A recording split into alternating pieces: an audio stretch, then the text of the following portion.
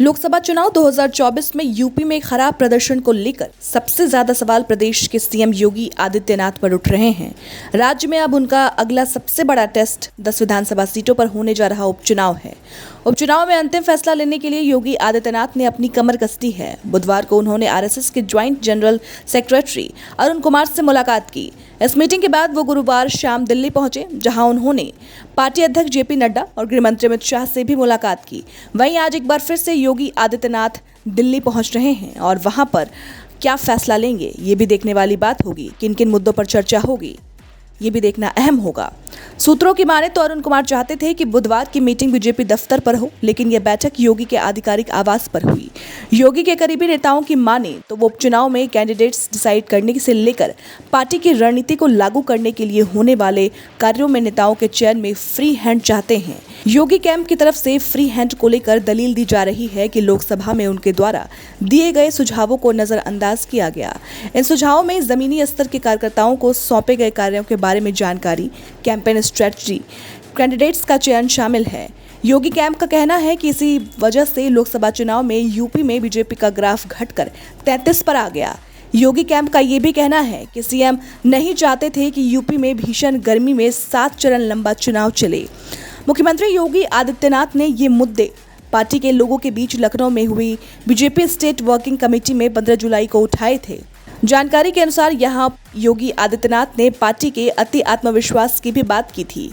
इसी दौरान केशव प्रसाद मौर्य द्वारा संगठन सरकार से बड़ा है वाला बयान भी दिया गया था।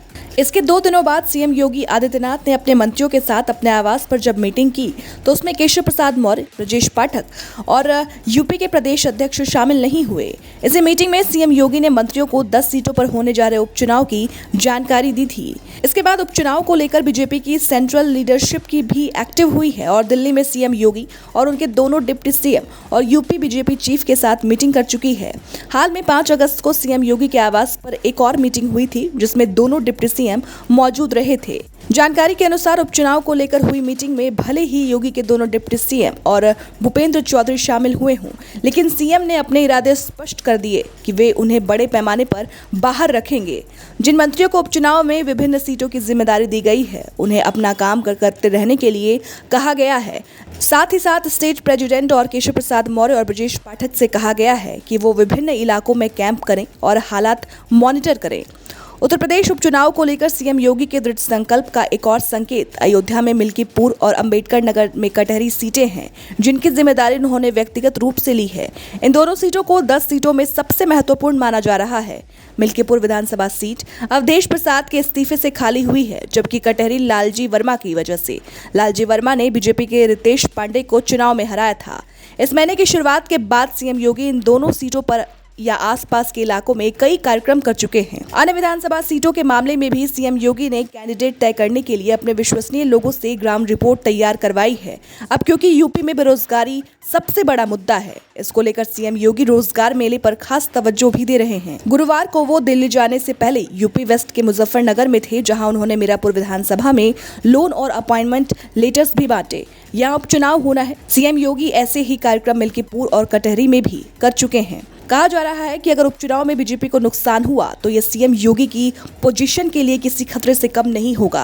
लोकसभा चुनाव में सपा और कांग्रेस को अच्छी खासी सीटें मिली है। उन्होंने भी अपने सीनियर नेताओं को उपचुनाव की जिम्मेदारी दी है। जातिगत सर्वे के अलावा सपा, कांग्रेस मुस्लिम, ओबीसी और दलितों पर ज्यादा फोकस कर रहे हैं।